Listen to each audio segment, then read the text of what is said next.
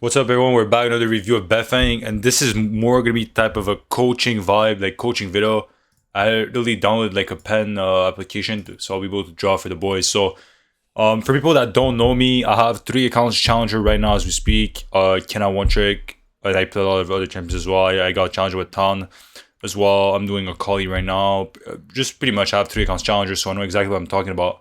I'm not gonna have my cam for this video because I have COVID and I look pretty fucked up, but let's get right into the video. So first thing I want to say so far is Beifeng's been running first strike every single game, and personally I don't really agree with it. I don't think it's the best. I think that electrocute is better versus champions that you could easily abuse. For example, Kassadin is a prime example of that. At the same time, I kind of understand the first strike because Beifeng's just pretty much been running first strike every single game, right? So yeah, I like electrocute better versus Kassadin, because you could really pummel him down and really destroy him early. So I'm gonna go over the bit. Like, okay, so people have major problems with Qiyana, and the main problem they have is not actually winning lane. A lot of people are able to win lane, but then they can't get the lead that they created and snowball with it. So that's the main problem they have. So that's one of the problem people have that I'm noticing, people that come on my stream or people that come on my videos. Another problem is people just don't know what to build with first strike Qiyana. So I'm gonna go over it this video as well. So okay, let's start focusing on the laning phase here. So you could see that he's making the lane push to him. It's pretty simple. Why he's doing that, in my opinion, is because he wants the Talia to come, right? So the waves could be in a bad spot for Kassadin. And we see Lee Sin right behind, right? And this is why Lee Sin's here. Lee Sin's actually pretty good because Lee Sin is here just to counter the Talia if Talia comes. So I would be really surprised if Lee Sin actually left right now. I think Lee Sin's still behind, but Talia's not ganking, so Lee Sin's probably going to go away here. Now, he goes on Kassadin, trades with the Kassadin really heavy, and this is exactly where first strike would have been really better. I mean, this is exactly what I'm talking about. If you had first strike with last 10, I mean, Kassadin is dead right there. So, already a kill. That could have got. That would have been. That would have happened if you had electrocuted with last 10. So, generally speaking, bro, just go first strike versus matchups where you get outscaled and you cannot kill anyways. Like, if you can't kill with electrocute, then just go first strike, right? That's pretty much the thought process and the way I like to do it. Goes for the flash. You see Lee Sin's here. Lands the E, but Lee Sin's here to cover. So yeah, this Lee Sin's pretty good here. He actually plays and he's actually hovering. Another demonstration here. Where I think with last time electrocute would have been a lot better here. Talia's gonna help him push here. Why? Because he can't push by himself. So if you're a good jungle, you always help push here. Yeah, so pretty much every single Beifeng VODs from now on, I'm gonna be reviewing and doing them on the video, like I was doing before for the OGs that used to watch my channel when I was a bit less viewers on my videos. I used to really review every single one on my YouTube channel and on my stream. So I'll be back doing that from today. So he goes in here, does not get the kill again. Talia flashes in, gets the first blood. She's gonna trade those, which is not that good. Kassadin, on the other hand, though, does not have. Oh, needs to dodge the slow here. Good turn around. He tried to do it, but I'll use him as an E. Okay, so I think there was multiple mistakes here, so let's go over that. So, okay, so let's talk about it here. So, first of all, I think here grabbing nothing here is a mistake. I mean, first of all, you could grab an element here. You have enough mana, so I would have liked to grab a wall to either get the movement speed or grab ice to at least ice the enemy here.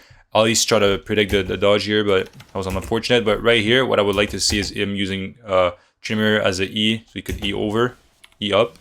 But he's just gonna die. He probably would have died, you know, but it's always good to try to escape the best you can, or just always play the best you can, right?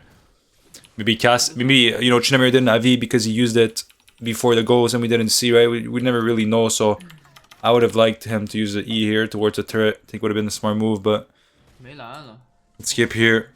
So he grabs the tier. So with this build, you want to go tier, okay?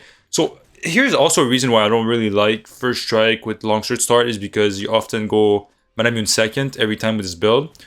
But if you don't start tier, you're not gonna have it stacked by the time that you buy mirror mana. So it's always better to start tier, in my opinion, if you go this build. But pretty massive buy Dirk with tier, and they're actually swapping.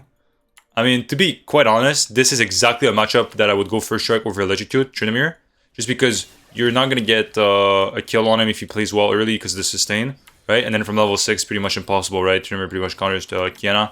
So this is a pretty good matchup for first strike. So it's actually kind of better that it swapped.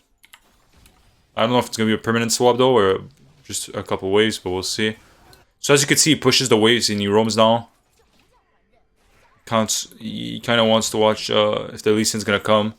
At least should come. There it is. And it should be a kill here. Q, W, Ignite, Auto EQ. Not another first strike gap. Oh, GP with the ult, and he's going to get the kill. Luckily, well done. I mean, it would have been another electrocute gap if he didn't kill here. He's going to go over the wall here. He's going to go for the dive on the Aphelios. Balling goes for the dive without him. Trinimir is right behind. He's going to E in. Oof, this is looking pretty bad. I would just back off here. Yeah, Beifeng does not want to do anything here. Trinimir is, oh, Talia's biting. I don't know about that. Talia's dead, I think. Beifeng's gonna go back to hell, but yeah, she's gonna die. I mean, that was questionable. GP trades 1-for-1 for top lane. So they might permanently stay swapped. We'll see though.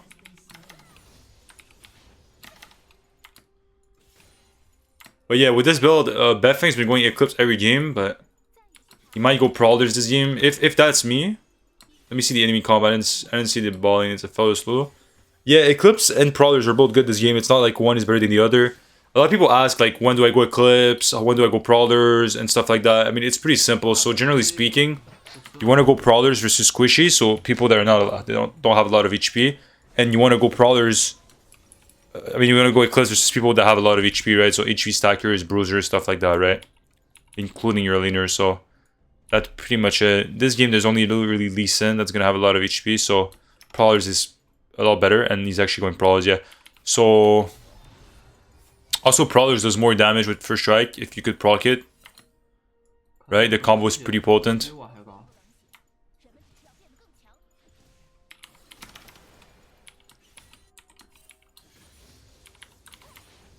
I mean, nothing really going on so far. Mostly like just chilling.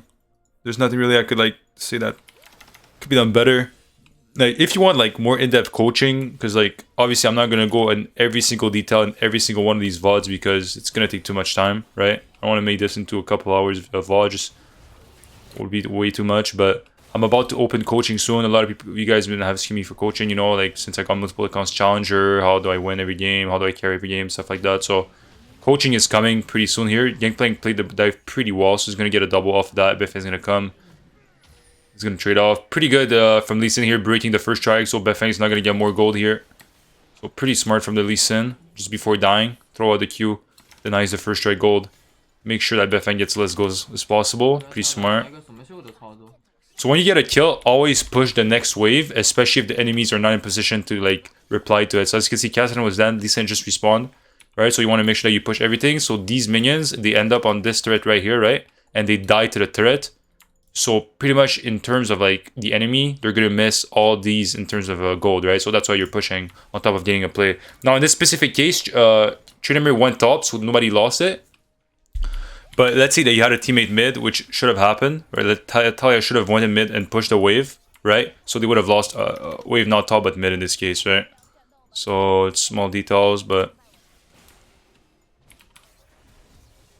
pretty important. So now he's going to recall. He's going to grab the Prowlers.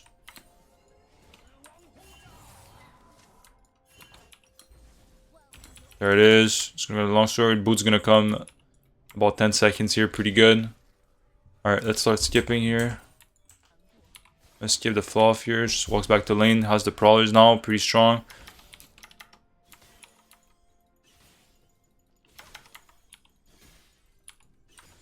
So as you can see, he's pushing. He's really hard pushing right now. The reason he's hard pushing, in my opinion, is because you could permanently go bot and dive bot. So if I was him here, I would probably look bot here. Nice poke damage here. Does not look bot at all. Kind of surprised here.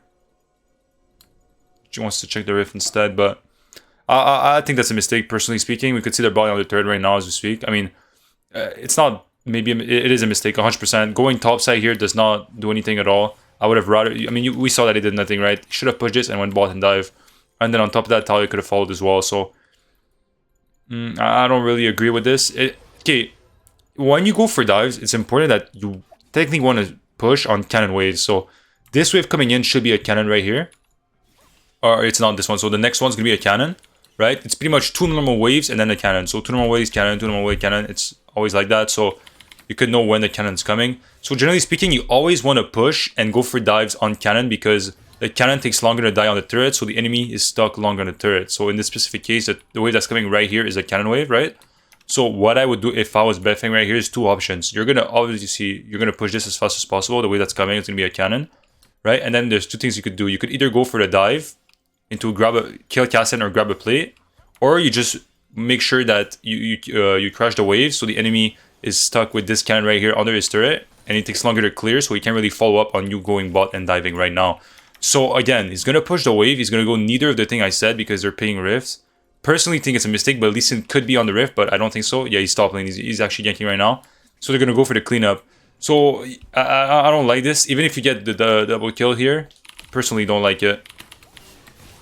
Gonna go for the kill on Lee Sin here. Then he's gonna grab the okay, so here's the thing. It's not a problem, but the way the difference between this play and going bot is one is really guaranteed and the other one's not. Like if Lee Sin flushed away and then added W and W on a ward, he would have lived, but Lee Sin had no ward, right? So he died to Beifeng after that on the follow-up, even though he flashed the Q, right? It's stuff like that that we can't really be 100% certain. Then on top of that, right, they kill top here, right? They get the plate and Taya is probably going to get the rift right now as you speak, right? But if you kill bot, they either get the 3 plates or they get 2 plates and then they could finish the turret on the next rotation without rift. So I mean, obviously, getting a turret without rift is always better because then you could get the rift for another turret, right? Obviously, so it's always better if you could grab the turret without the rift. It's pretty rare. That's why it's pretty good to go bot in this specific case. So both plays were good. I just think that bot play was probably better and more guaranteed. He's gonna finally grab the mirror mana, and this is exactly what I was talking about earlier. So when you start with tier with this build, you're always going to make sure that when you buy Mana Immune second, it's always going to be stacked so you do more damage. But when you start Long Sword, every time you're going to buy Mirror Mana, it's never going to be stacked like right now, right? So you do a lot less damage.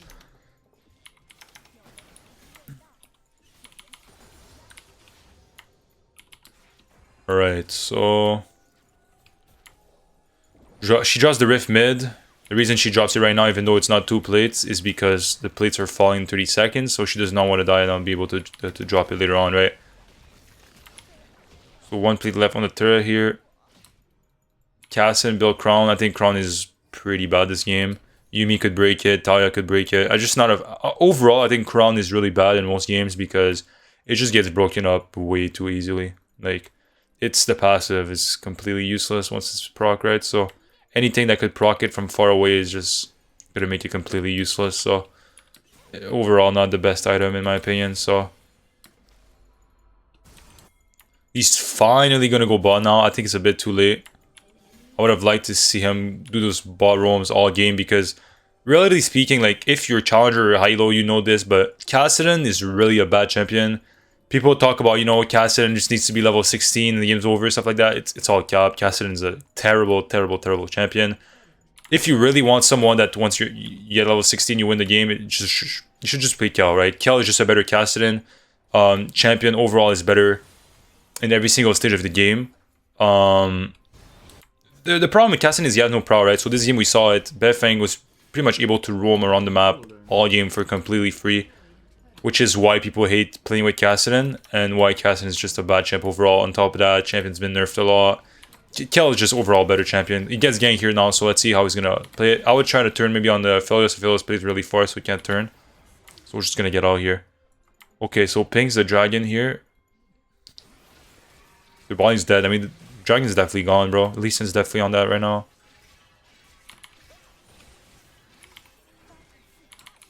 I'll be surprised if they could get there in time. What is Lee Sin doing? Lee Sin should be on it right now. Uses the trinket, moves in. There it is. Lee Sin's on it right now, but Taya has come to go. He's gonna go for the ultimate. Lee Sin's gonna get it. He's gonna go for the prowlers with the first strike damage. You can see a lot of damage coming in. Goes for the ignite as well. Make sure that you keep your distance so Lee Sin can't kick you. Really, really smart, right? If you're low here, you could be like, oh my god, go on Lee Sin, go on Lee Sin. But that's why he's keeping a space, guys. He's not trying to get kicked out.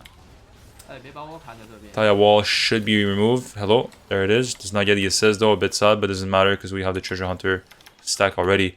6-1 now. We have a Yuumi in the game. I mean, this game's over. We have Twitch and Qiyana with Yuumi. It's GG. The game's over. Really, the Kassadin solo lost the game just by picking Kassadin. And that's why there's no Kassadin, Challenger Kassadin in any single region. I might be wrong, but I don't think I'm wrong. I think there's really no Kassadin one trick in any single region at all. Champion is ass, man. People thought Qiyana would be better because of the update and stuff like that, but it's just, it's not even like the duration or whatever, it's just the champion is just ass, man. Also, his items got hurt a lot, like Road of Ages got removed, stuff like that. Like, he doesn't really have a best item, and people build Everfrost, but it's like, it's kind of mid.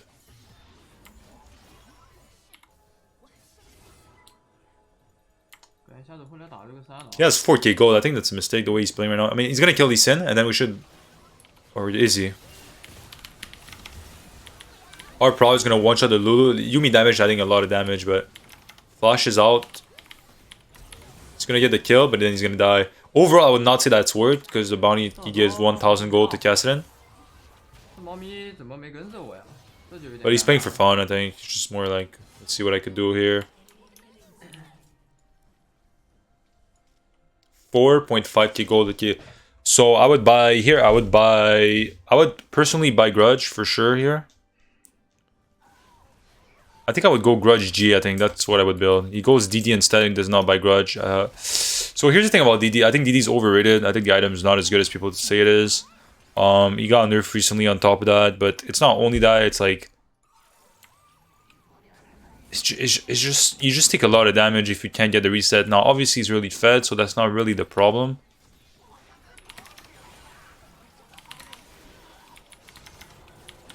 We're just gonna kill everyone here, or what? R. It's gonna land. Snipe the fellows, just on Lulu as well.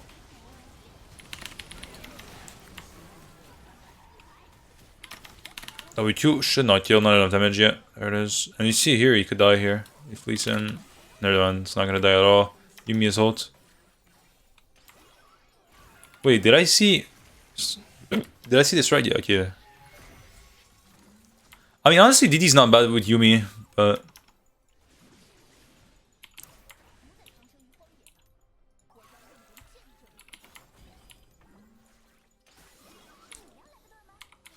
It makes it kind of unbalanced for Yuumi, to be honest, but... Just overall, I think DD on Qiyana is kind of bait. He has 11 kills, so it doesn't matter, but... Like, honestly, I hate Edge Knight, and I think Edge Knight is probably better. Alright, I would buy Grudge here. Let's see. He goes Maw instead, really. He goes Maw this... I don't think Maw is good this game.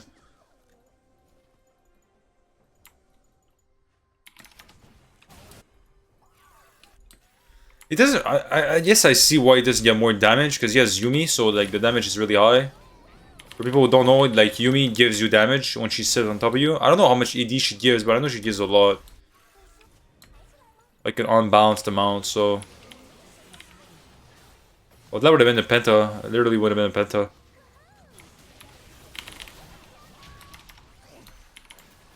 Kind of a mistake here. PROWLERS Claw, like... away from the recent pathing, but... I mean, at this point, there's nothing really to be said this game. It was morely like, honestly, the damage kind of low for 13 kill. We have no armor pen. Qiyana has Orglass and stuff. And the enemy team F5. But yeah, I'll do more of these vids for the boys. I mean, there's really nothing really to like analyze this game or coach too much. But yeah, I'll see you guys on the next video. Take care, boys.